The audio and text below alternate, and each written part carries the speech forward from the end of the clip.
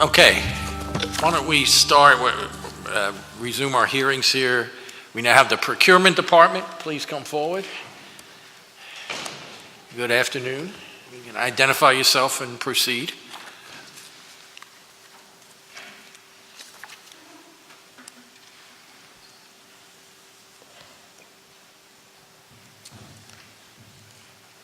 Good afternoon, Councilman Greenlee and other members of council. I'm Trevor Day, the Procurement Commissioner. I'm here to present for your consideration the Procurement Department's Fiscal Year 2019 budget request. With me today is Deputy Commissioner Nicholas Susie and Director of Administration LaShonda Tompkins. The department is requesting a total appropriation of funds for all funds of $5,034,535, of which $4,938,442 is in the general fund. The proposed FY19 general fund allocation represents an increase of $57,097 over the FY18 estimated obligations. The increase is attributed to the last contract agreement with DC 33 and restores the FY18 target budget cuts across all classes. $2,194,662, which amounts to 44% of the total general fund budget request, represents citywide charter mandated advertising expenses. The Procurement Department continues to strategically improve the way it conducts business and streamlines its operations relative to contracting for concessions, public works, commodities, and maintenance repair contracts. In addition, we've increased the city's capacity to sell unused or surplus inventory to the total of $1.2 million through March of this fiscal year. This, along with my submitted testimony, concludes my remarks. My staff and I are happy to answer any questions you have and or meet with council members at their convenience. Thank you. Thank you for your testimony, Trevor. Chair recognizes Councilman Green. Thank you, Mr. Chairman. Good afternoon again. Good afternoon. We talked a little bit this morning with the, I guess, the Officer of Administrative Office there about best value. How have you seen that working so far? Pro, con, Sure. Whatever. Yeah. So we've had two opportunities that have gone out. Okay. You know, as we testified in the past, I think, you know, this is a slow change. We're committing to, 5 to 12 opportunities this calendar year. And I think we're on our way. In the first opportunity that we put out, we got 6 responses, which is great. It was sort of compared to the previous opportunity several years ago, which got 2 responses. It's triple the number of responses. So more people are participating, which is one of the goals, yes. Obviously. Yes. Mm-hmm. Yep. Okay, and the only other thing I wanted to ask was, you talk about your efforts to increase diversity. Yes. And you talk about some of the, attending events, Chamber of Commerce, Enterprise Center, all that kind of thing. What has been the success rate on that? Have you seen any kind of, I think your goal is 15% for FY19 is, how do you see that coming in, as compared to, say, the last fiscal year? Sure. So, we measure more metrics on vendors registering and applying to city procurement opportunities. So we've attracted 42 new businesses that have never bid with the city before, which is fantastic. I think there's still some obstacles that exist that were mentioned in the previous testimony. But I think we're getting out there and we're seeing more businesses apply. Mm-hmm. And that's diverse businesses, yes. minority owned, and so women owned. Mm-hmm. Yeah. Okay. So it's going in the right direction, I guess. Is it is. Okay. Great. Thank you, Mr. Chairman. Thank you, Councilman. You sure you don't have any other questions? I'm joking. I do have a few, and thank you for coming in here. I mean, we have multiple departments today that kind of, I'm going to say they have different responsibilities and roles, but they do overlap a lot. I guess that goes a little more into the coordination, working with CAO and other departments. So I got a few questions. The federal government has been working on a program called 18F. all right, in the General Service Administration, GSA. One of the primary goals is to create an agile service delivery system that can move quickly from solicitation to contract execution in 4 weeks. What is whole, or can we, or, okay, so, or one, are you aware of the federal program like it? Yeah, so we are aware of that. I mean, the Commonwealth also, sort of has an agile approach to their contracting. So we've been in discussions with them. We're working with the CAO's office to sort of document and look at our processes and how we can improve the efficiency. Right, so that's great, because you heard some of the line of questioning earlier about prompt pay, e-signature and internal processes to streamline, from, either inquiry or expression of interest and with due diligence and transparency and public input. So I'm glad to hear that you're at least working with the Commonwealth on that. Best value, we were going through this whole best value process. There were some people thought it was a nefarious move, but the federal government has had it for 35 years prior to us changing anything in our procurement system since 1956. But I digress. So 18F does boost an internal consulting arm that provides tech-based insight to ensure the items procured will have the agility to keep up with tech advances and its life cycles. How are we focusing in on those types of purchase through procurement that not only will meet the needs of the operation, but will be able to meet the future needs? So, I mean, specifically talking about tech purchases, the Office of Innovation Technology, sort of has a role in that acquisition.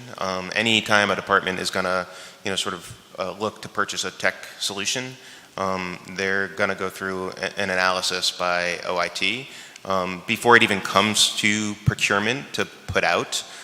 So that's one way that the city's handling situations like that. All right, so is this sort of, and I know that OIT and you have your service agreements that, follow the capital purchase and investment, but it's more of an internal consulting operation that is what I'm interested in, because you'll have those services after the investment and the commitment. Are we thinking that departments need, other than purchasing, could benefit from those types of processes, or that type of process? Yeah, I mean, I think that seems like it would have value in the city. But I mean, I think currently the way that we're structured is that OIT is providing that service right now. I don't know if they're doing it to the depth that you're describing. Okay. Well, we have callbacks. I'm sure they'll be back anyway. Okay. Maybe I'll put that on the second round. So does the city currently participate in or facilitate any cooperative purchasing agreements in order to buy in bulk across the region and to reduce the administrative costs? We do. Sometimes we're the lead agency, in something like fuel, where the school district can purchase off of our contract, or sometimes we're purchasing off of another lead agency's contract. Okay, so how can we increase the type of leverage in bulk purchasing? And this isn't a new question, right? I mean, I'm sure this is anticipated questions that we get every year.